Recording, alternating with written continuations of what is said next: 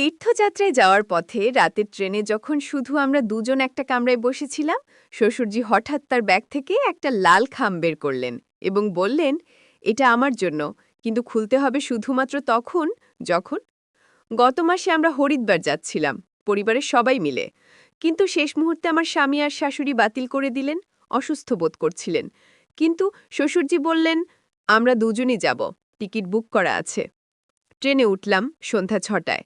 আমাদের এসি কামরা, পাশাপাশি দুটো বার্থ। ট্রেন ছাড়ার পর খাবার খেয়ে নিলাম। বাইরে অন্ধকার নেমে এসেছে, জানালা দিয়ে গ্রামের আলো দেখা যাচ্ছিল। শ্বশুরজি বললেন, তোমার সাথে একা ভ্রমণ করতে পেরে ভালো লাগছে, এতদিন সুযোগ হয়নি। আমি হেসে বললাম, হ্যাঁ বাবা, আমিও খুশি। তিনি তার ব্যাগ খুললেন, একটা লাল খাম বের করলেন। খামটা আমার দিকে এগিয়ে দিয়ে বললেন, এটা তোমার জন্য, কিন্তু এখন খুলবে না, খুলবে শুধুমাত্র তখন যখন তুমি আমার একটা প্রস্তাবের জবাব দেবে। আমি অবাক হয়ে জিজ্ঞেস করলাম, কোন প্রস্তাব?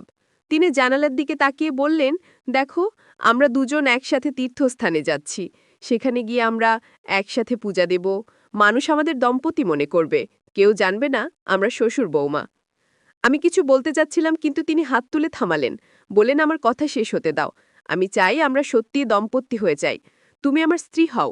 আমার ছেলে যদি তোমাকে না চায়, আমি চাই তুমি আমার সব সম্পত্তির একমাত্র উত্তরাধিকারী হবে। ট্রেনের দুলনিতে আমার হৃদয়ও ঘুলছিল। তার কথা শুনে মনে একটা লুকানো খুশি জেগে উঠল, যা আমি কখনো স্বীকার করিনি।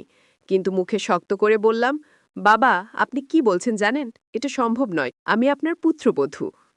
এই গল্পটি সম্পূর্ণ শুনলে আপনাদের পানি অটোমেটিক বের হয়ে যাবে, সো যত দ্রুত সম্ভব হাতের কাছে টিস্যু নিয়ে বসে পড়ো।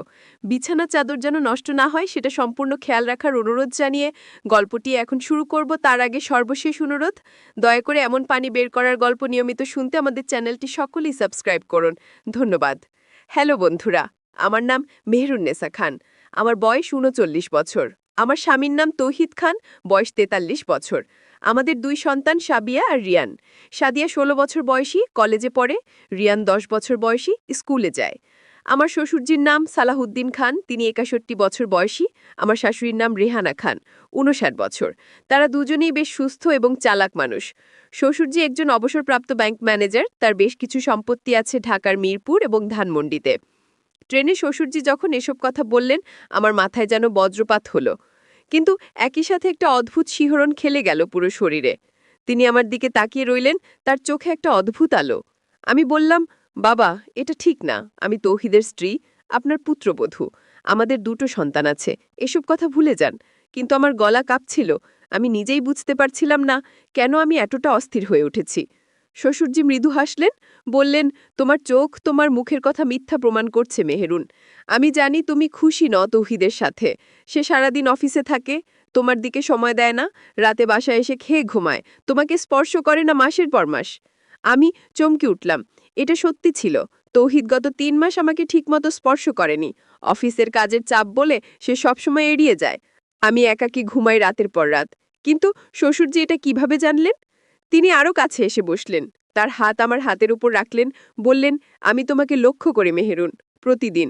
তুমি কিভাবে একা একটা বারান্দায় দাঁড়িয়ে থাকো, তোমার চোখে হতাশা দেখি। একজন নারী যখন অবহেলিত হয়, তার চোখে একটা বিশেষ ধরনের ব্যথা ফুটে ওঠে। আমি সেটা দেখি তোমার মধ্যে। আমার গলা শুকিয়ে গেল। তিনি ঠিক বলেছিলেন। আমি সত্যি অবহেলিত বোধ করি। তৌহিদ আমাকে আগের মতো দেখে না।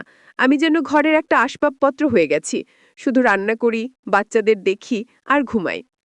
শ্বশুরজি ফিসফিস করে বললেন, আমি তোমাকে সেই সম্মান দিতে পারি যা তুমি প্রাপ্য। আমি তোমাকে রানীর মতো রাখব, সব সম্পত্তি তোমার নামে করে দেব। তুমি শুধু আমার হয়ে যাও। এই লাল খামে আমার সব সম্পত্তির দলিল আছে। এটা খুলো এবং সই করে দাও, তাহলে সব তোমার। মন দোদুল্যমান। একদিকে নৈতিকতা, সমাজ, পরিবার, অন্যদিকে বছরের পর বছরের অবহেলা, একাকিত্ব আর এই লোভনীয় প্রস্তাব। লাল খামটা আমার হাতে ধরিয়ে দিলেন। আমি খামটা হাতে নিলাম। ভারী খাম, ভেতরে অনেক কাগজপত্র আছে নিশ্চয়ই। আমার আঙ্গুল কাঁপছিল। শ্বশুরজি আমার কাছে ঘষে বসলেন। তার শরীরের উষ্ণতা আমার হাতে অনুভব করলাম।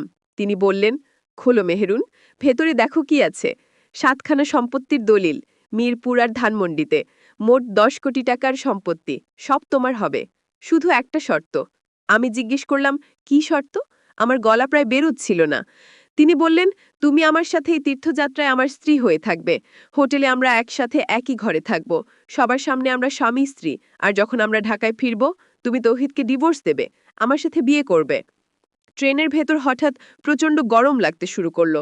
এসি চলছিল, তবু আমার কপালে ঘাম জমছিল। শ্বশুর্যের প্রস্তাব আমার মাথায় ঘুরপাক খাচ্ছিল। আমি খামটা খুলতে যাচ্ছিলাম, ঠিক তখনই আমার ফোন বেজে উঠল। সাদিয়া ফোন করেছে, আমি ফোন তুললাম। সাদিয়া বলল, আম্মু তুমি কোথায়? বাবা খুব অসুস্থ, হঠাৎ বমি শুরু হয়েছে, দাদি বলছেন হাসপাতালে নিয়ে যেতে হবে। আমার মাথায় বাজ পড়ল। তৌহিদ অসুস্থ? আমি শ্বশুরজির দিকে তাকালাম, তিনি বিরক্ত মুখে বললেন, ও কিছু হয়নি, ওভাবেই থাকুক, তুমি খামটা খুলো। কিন্তু আমি সাদিয়ার গলায় আতঙ্ক শুনতে পেলাম। আমি বললাম, বাবা আমাকে ফিরে যেতে হবে, তৌহিদ সত্যিই খারাপ আছে মনে হচ্ছে। শ্বশুরজির আগে লাল হয়ে গেলেন, বললেন, তুমি এখন ফিরে গেলে এই সুযোগ আর পাবে না। লাল খামটা আমি এখানেই রেখে যাচ্ছি, ট্রেনের সিটের নিচে লুকিয়ে রাখবো, যদি কখনো মন পরিবর্তন হয় এসে নিয়ে যেও। আমি কিছু বলতে পারলাম না। পরবর্তী স্টেশনে ট্রেন থামলো, আমি নেমে পড়লাম। শ্বশুরজি জানালা দিয়ে আমার দিকে তাকিয়ে রইলেন, একটা অদ্ভুত হাসি তার মুখে, যেন বলছেন, তুমি ভুল নির্দেশনা নিয়েছ। কিন্তু পরের কয়েকদিন আমাদের সংসারে অদ্ভুত কিছু ঘটতে শুরু করলো। তৌহিদ হঠাৎ খুব মনোযোগী হয়ে উঠল আমার প্রতি। সে আগের মতো রাতে তাড়াতাড়ি ঘুমোতে যায় না, আমার সাথে বসে গল্প করে, আমাকে স্পর্শ করে আগের মতোই। একদিন রাতে তৌহিদ বলল, জানো, হাসপাতালে শুয়ে শুয়ে আমি অনেক চিন্তা করেছি। আমি তোমাকে অবহেলা করেছি। ক্ষমা করো, আমি আবার নতুন করে শুরু করতে চাই। আমার চোখে জল এসে গেল। এতদিন পর স্বামী আমাকে আবার ভালোবাসতে শুরু করেছে। কিন্তু মনের এক কোণে সেই লাল খামের কথা ঘুরপাক খাচ্ছিল। 10 করোড় টাকা, 7খানা সম্পত্তি, হারিয়ে গেল সব। কিন্তু না, আমি ভুল করিনি। পরিবার বড়, টাকা নয়। এর 3 মাস পর একদিন সন্ধ্যায় শ্বশুরজি আমাকে ডাকলেন। বললেন, মেলেরুন, তোমার সাথে একটা কথা আছে। আমি তার ঘরে গেলাম। তিনি সেই লাল খামটা টেবিলে রাখলেন। বললেন, এটা খোলো, দেখো ভেতরে কি আছে। আমি খামটা খুললাম। ভেতরে শুধু সাদা কাগজ, কিছুই লেখা নেই, কোনো দলিল নেই। আমি অবাক হয়ে শ্বশুরজির দিকে তাকালাম। তিনি মৃদু হাসলেন, বললেন, এটা একটা পরীক্ষা ছিল মেহেরুন, তুমি পাস করেছ। পরীক্ষা? আমি হতবাক। তিনি বললেন, হ্যাঁ, আসলে তৌহিদ আমার কাছে এসেছিল কয়েক মাস আগে। বলেছিল সে তোমাকে ভালোবাসে, কিন্তু অফিসের চাপে তোমাকে সময় দিতে পারছে না। সে ভয় পাচ্ছিল তুমি হয়তো তাকে ছেড়ে চলে যাবে। আমি তাকে বললাম, আমি একটা পরীক্ষা নেব তোমার। আমার মাথা ঘুরছিল। মানে আপনি সব মিলে? হ্যাঁ, ট্রেনে সব মিথ্যে ছিল। আমি তোমাকে দেখতে চেয়েছিলাম সংকটের মুহূর্তে তুমি কি সিদ্ধান্ত নাও, লোভ নাকি পরিবার। তুমি পরিবার বেছে নিয়েছ। তৌহিদের অসুস্থতাও আসলে অভিনয় ছিল। আমরা সাদিয়াকে বলে রেখেছিলাম ফোন করতে। আমি কাঁপতে লাগলাম। আপনারা আপনারা সবাই মিলে আমার সাথে এই খেলা খেললেন? শ্বশুরজি গম্ভীর হলেন, বললেন, খেলা নয় মেহেরুন, জীবনের সবচেয়ে বড় পরীক্ষা। আমি দেখতে চেয়েছিলাম তুমি সত্যি আমার ছেলের যোগ্য কিনা। তুমি প্রমাণ করেছ তুমি যোগ্য। তুমি লোভে পড়নি, তুমি পরিবারকে বেছে নিয়েছ স্বামীর সংকটের সময়ে। তিনি টেবিল থেকে আরেকটা খাম তুললেন, এবার সাদা খাম। বললেন, এটা তোমার পুরস্কার, আসল দলিল। আমার সব সম্পত্তি তৌহিদ আর তোমার নামে করে দিয়েছি। তোমরা দুজন সমান মালিক। এটা তোমার সততার পুরস্কার। আমি কাঁদতে লাগলাম। তৌহিদ ঘরে ঢুকল, আমাকে জড়িয়ে ধরল, বলল, আমি জানতাম তুমি লোভে পড়বে না। আমি তোমাকে বিশ্বাস করি। এই পরীক্ষা ছিল শুধু বাবার মনের সন্দেহ দূর করার জন্য। এখন আমরা সবাই জানি তুমি কতটা বিশ্বস্ত। শাশুড়ি রেহানা খান এসে আমার মাথায় হাত রাখলেন, বললেন, তুমি আমার গর্ব মা। তুমি প্রমাণ করেছ একজন নারী শুধু রূপ বা সম্পদ দিয়ে নয়, চরিত্র দিয়ে বিচার হয়। কিন্তু এখানেই গল্প শেষ নয়। আসল রহস্য এখনো বাকি ছিল। এর 1 মাস পর আমি শ্বশুরজির ঘর পরিষ্কার করছিলাম। তার আলমারি থেকে একটা পুরনো ডায়েরি পড়ে গেল। আমি ডায়েরিটা তুলে নিলাম, খুলে দেখলাম। ডায়েরির প্রথম পাতায় লেখা, আমার জীবনের সবচেয়ে বড় ভুল। আমি পড়তে শুরু করলাম। পড়তে পড়তে আমার রক্ত জমে গেল। ডায়েরিতে লেখা ছিল ৩০ বছর আগে আমি একটা মেয়েকে ভালোবাসতাম। তার নাম ছিল সুলতানা। আমি তাকে বিয়ে করতে চেয়েছিলাম, কিন্তু আমার বাবা একটা পরীক্ষা নিলেন তার। বাবা একজন ভণ্ড সাজলেন যে সুলতানাকে অনেক সম্পদ দেবে যদি সে আমাকে ছেড়ে তার সাথে পালিয়ে যায়। সুলতানা রাজি হয়ে গেল। সে লোভে পড়ে গেল। আমার বাবা তাকে বলল, এটা পরীক্ষা ছিল, সুলতানা ব্যর্থ হয়েছে, আমাকে তাকে ছাড়তে হবে। পরে আমার বাবা আমার জন্য রেহানার সাথে বিয়ে ঠিক করলেন। আমি রেহানাকে বিয়ে করলাম, কিন্তু আমার মন পড়ে রইল সুলতানার কাছে। আমি কখনো ভুলতে পারিনি তাকে। ডায়েরির পরের পাতায় লেখা, আজ আমি জানলাম সুলতানা আত্মহত্যা করেছে। আমার বাবার সেই পরীক্ষার পর সে সমাজে মুখ দেখাতে পারেনি। সবাই তাকে লোভী বলে গালি দিয়েছে। সে লজ্জায় নদীতে ডুবে মারা গেছে। আমার বাবার এই পরীক্ষা একটা নিরপরাধ মেয়ের জীবন নিল, আর আমাকে সারা জীবনের জন্য দুঃখ দিল। আমি ঠিক করেছি আমি আমার ছেলে তৌহিদের ক্ষেত্রে এই ভুল করব না। আমি তার স্ত্রী মেহেরুনকে পরীক্ষা নেব, কিন্তু সুলতানার মতো ট্রাপে ফেলব না। আমার হাত থেকে ডায়েরি পড়ে গেল। আমার চোখ বড় বড় হয়ে গেল। তাহলে সেই ট্রেনের ঘটনা, সেই লাল খাম, সবকিছু একটা প্রজন্ম থেকে প্রজন্ম চলে আসা পরীক্ষা ছিল। আমি ডায়েরিটা হাতে নিয়ে শ্বশুরজির কাছে গেলাম। তিনি বসে বসে চা খাচ্ছিলেন। আমি ডায়েরিটা তার সামনে রাখলাম। তিনি চোখ তুলে তাকালেন, দেখলেন ডায়েরি। তার মুখ ফ্যাকাশে হয়ে গেল। বললেন, তুমি এটা কোথায় পেলে? আমি বললাম, আপনার আলমারি থেকে পড়ে গেছে। আমি পড়েছি, সব জেনে গেছি। সুলতানার কথা জানি এখন। শ্বশুরজি গভীর নিঃশ্বাস ফেললেন। বললেন, বসো মেহেরুন, তোমাকে পুরো সত্য বলি। আমি বসলাম। শ্বশুরজি বলতে শুরু করলেন, ৩০ বছর আগের কথা। তখন আমি ৩১ বছরের যুবক ছিলাম। সুলতানাকে দেখেছিলাম এক বিয়ের অনুষ্ঠানে। সে ছিল অসাধারণ সুন্দরী। আমি তার প্রেমে পড়ে গেলাম। আমরা দুজন গোপনে দেখা করতাম, একে অপরকে ভালোবাসতাম। কিন্তু আমার বাবা জানতে পারলেন। তিনি রাগ করলেন, বললেন সুলতানা গরিব পরিবারের মেয়ে, তার চরিত্র পরীক্ষা করতে হবে। তিনি একদিন আমার এক বন্ধুকে দিয়ে সুলতানার কাছে প্রস্তাব পাঠালেন। বন্ধু সুলতানাকে বলল, সে অনেক ধনী। সুলতানা যদি আমাকে ছেড়ে তার সাথে পালিয়ে যায়, সে তাকে বিয়ে করবে এবং সব সম্পদ দেবে। সুলতানা প্রথমে রাজি হয়নি, কিন্তু আমার বন্ধু বারবার তাকে প্ররোচিত করল। বলল, আমার পরিবার কখনো তাদের বিয়ে হতে দেবে না, বরং সে যদি ধনী হয়ে যায় তাহলে সবাই তাকে সম্মান করবে। শেষে সুলতানা একদিন রাজি হয়ে গেল। সে আমার বন্ধুর সাথে দেখা করতে রাজি হলো। আমার বাবা তখন সব ফাঁস করে দিলেন। বললেন, এটা পরীক্ষা ছিল, সুলতানা ব্যর্থ হয়েছে, সে লোভী, আমাকে তাকে ছাড়তে হবে।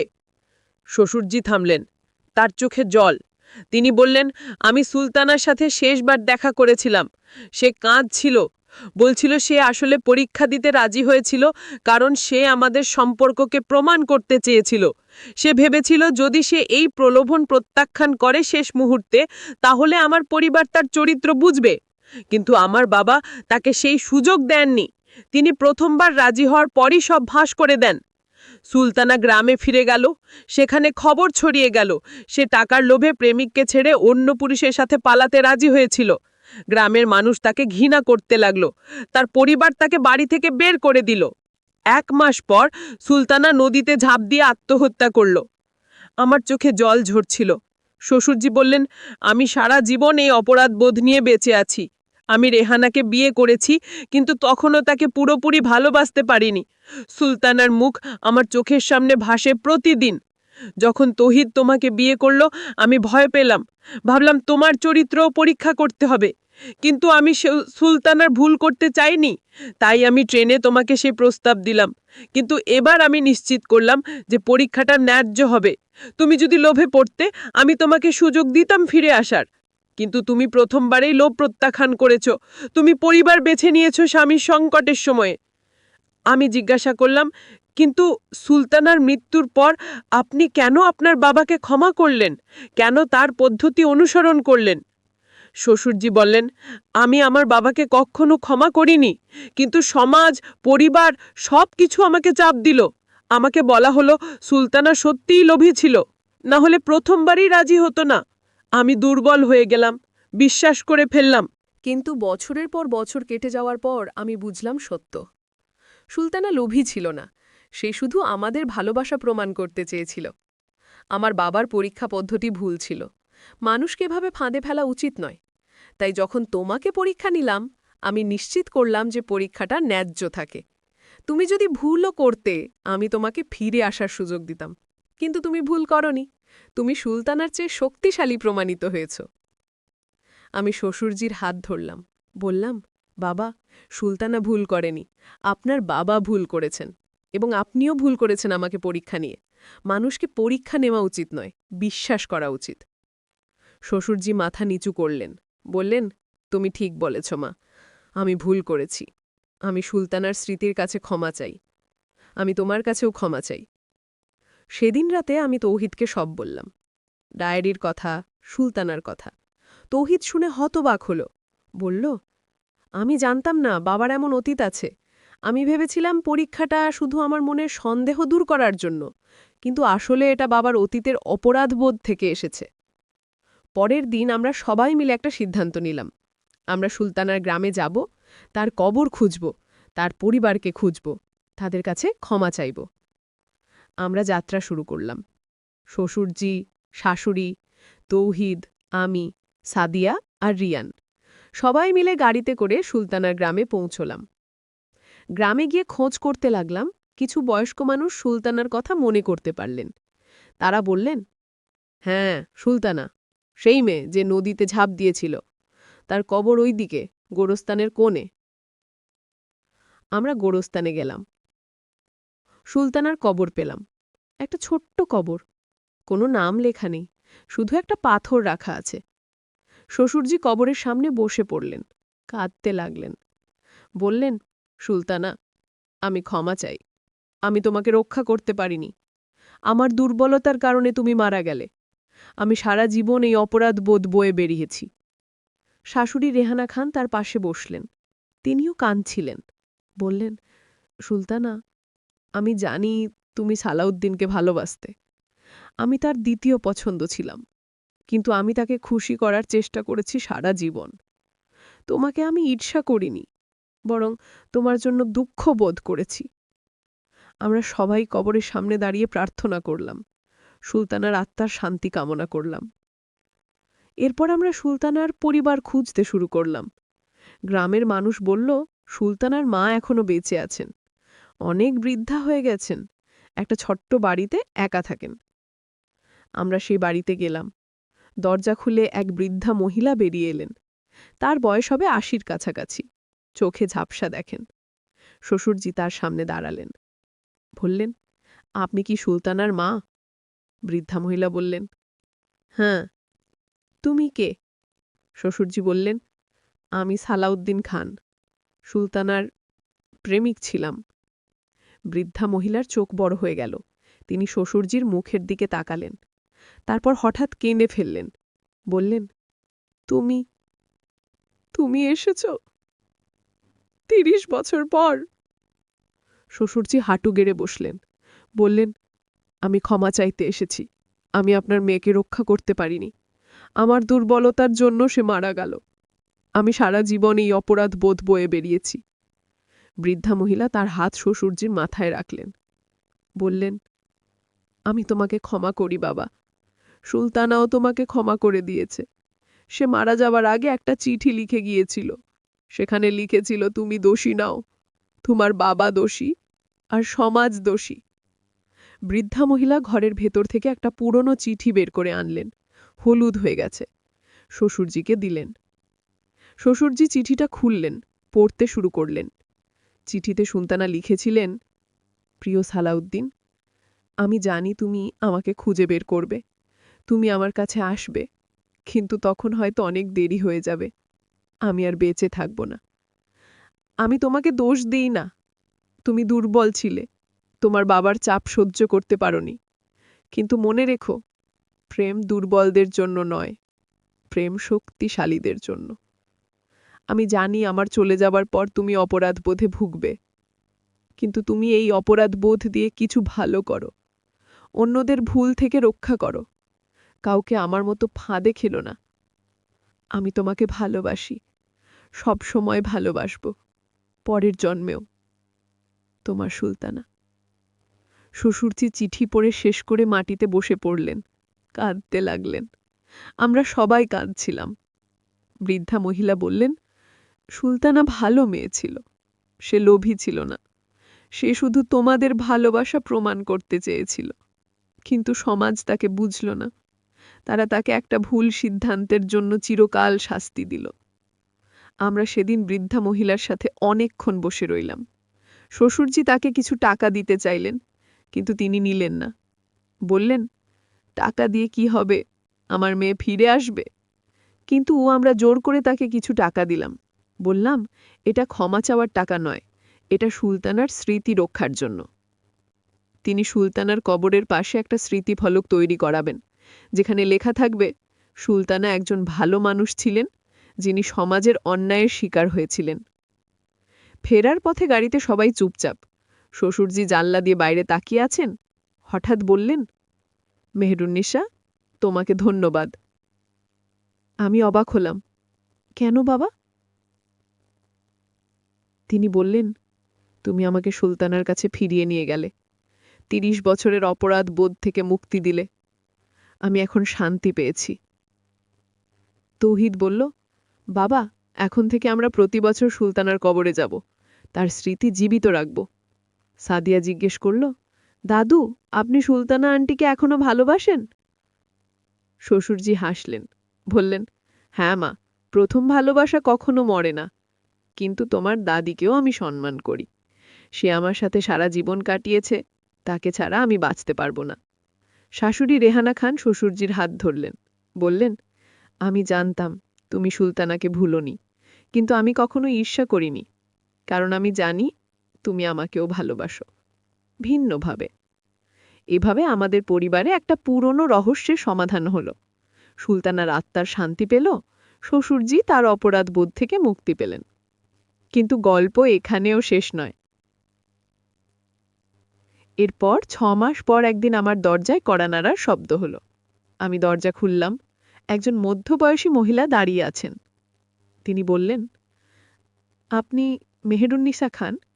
আমি বললাম, হ্যাঁ, আপনি কে? তিনি বললেন, আমার নাম রুমানা, আমি সুলতানার ছোট বোন। আমার চোখ বড় হয়ে গেল। আমি তাকে ভেতরে নিয়ে এলাম। শ্বশুরজি, শাশুড়ি, তৌহিদ সবাইকে ডাকলাম। রুমানা বললেন, আমি শুনেছি আপনারা আমার মায়ের কাছে গিয়েছিলেন, সুলতানার কবরে গিয়েছিলেন। আমি আপনাদের ধন্যবাদ দিতে এসেছি। শ্বশুরজি বললেন, তুমি সুলতানার বোন? আমি জানতাম না সুলতানার বোন আছে। রুমানা বললেন, আমি অনেক ছোট ছিলাম যখন সুলতানা আপা মারা যান। আমার বয়স তখন ৫ বছর, এখন আমার ৩৫ বছর। আমি ঢাকায় থাকি, একটা এনজিওতে কাজ করি। তিনি থামলেন, তারপর বললেন, আমি আসলে আপনাদের একটা জিনিস দিতে এসেছি। তিনি তার ব্যাগ থেকে একটা পুরনো ডায়েরি বের করলেন।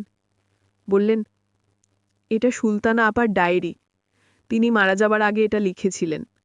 আমার মা আমাকে এটা দিয়েছেন, বলেছেন সালাউদ্দিন খান সাহেবকে দিতে, তার অতীত জানার জন্য।